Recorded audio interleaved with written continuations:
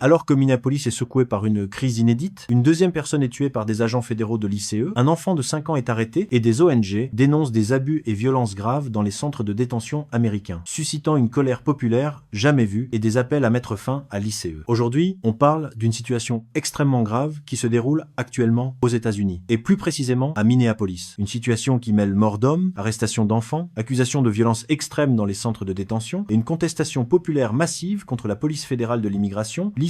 Ces derniers jours, Minneapolis est devenu l'épicentre d'une crise nationale. En l'espace de quelques semaines, 2 personnes ont été tuées lors d'opérations menées par des agents fédéraux, toutes deux âgées de 37 ans. La dernière en date s'appelait Alex Pretty. C'était un infirmier en soins intensifs, un professionnel de santé, décrit par ses proches comme quelqu'un de calme et engagé. Il a été abattu lors d'une opération fédérale, en pleine rue. Les autorités affirment qu'il était armé, mais plusieurs vidéos filmées par des témoins circulent sur les réseaux sociaux et remettent en cause la version officielle. On y voit des agents lourdement équipés, masqués, intervenir brutalement. Les circonstances exactes restent floues, mais une chose est sûre, sa mort a choqué une grande partie du pays. Et ce drame est survenu quelques jours seulement après la mort de Renée Nicole Goode, elle aussi âgée de 37 ans, tuée par un agent fédéral de l'ICE à Minneapolis alors qu'elle se trouvait dans sa voiture. 2 morts dans la même ville impliquant la même agence fédérale en moins d'1 mois, mais ce n'est pas tout. Un autre événement a provoqué une onde de choc encore plus large, l'arrestation d'un enfant de 5 ans par l'ICE. Selon ses avocats, cet enfant aurait été utilisé comme appât pour arrêter des membres de sa famille. Les agents auraient demandé au petit garçon de frapper à la porte de son domicile afin de vérifier si d'autres personnes se trouvaient à l'intérieur. L'ICE conteste cette version, mais l'enfant a bien été interpellé, puis transféré avec son père dans un centre de détention situé à près de 2000 km au Texas. Même s'ils ne sont pas citoyens américains, leurs avocats affirment qu'ils respectaient toutes les démarches légales liées à une demande d'asile. Pour beaucoup, cette affaire a marqué un point de rupture. Un enfant arrêté, séparé de son environnement, pris dans une opération de police fédérale. Ces événements ont déclenché une mobilisation massive. À Minneapolis, des dizaines de milliers de personnes sont descendues dans la rue. Des entreprises ont fermé, des écoles ont annulé des cours, des syndicats, des associations et des élus locaux dénoncent ce qu'ils décrivent comme une dérive autoritaire. Les slogans sont clairs. Justice for Renée, justice for Alex, abolish ICE. Mais pourquoi la situation est-elle jugée aussi grave? Parce que ces morts et ces arrestations s'inscrivent dans un contexte bien plus large. Depuis plusieurs mois, l'ICE a été massivement renforcé. Plus d'agents, plus de moyens, plus de raids, plus d'arrestations. Officiellement, l'agence affirme cibler des personnes dangereuses. Mais les données disponibles montrent que la majorité des personnes arrêtées n'ont aucun casier judiciaire. Et surtout, les conditions de détention inquiètent de plus en plus. Des ONG comme l'ACLU dénoncent des violences graves dans certains centres de détention, notamment à Fort Bliss au Texas, un site déjà utilisé comme installation militaire par le passé. Selon des témoignages recueillis par des avocats et des organisations de défense des droits humains, des migrants décrivent des passages à tabac, des humiliations, des violences physiques extrêmes et même des agressions sexuelles. Ces accusations ne reposent pas sur de simples rumeurs, mais sur des témoignages documentés, des rapports juridiques et des plaintes déposées. Les ONG parlent d'un schéma récurrent de brutalité, qui violerait même les standards minimaux fixés par l'ICE elle-même. L'administration nie ou minimise, mais la pression monte. Le nombre de détenus explose, les centres sont surpeuplés, des familles vivent dans la peur, et la confiance envers les institutions fédérales s'effondre. Aujourd'hui, de nombreuses personnes n'osent plus aller travailler, n'osent plus emmener leurs enfants à l'école, par crainte d'être arrêtés simplement en raison de leur apparence.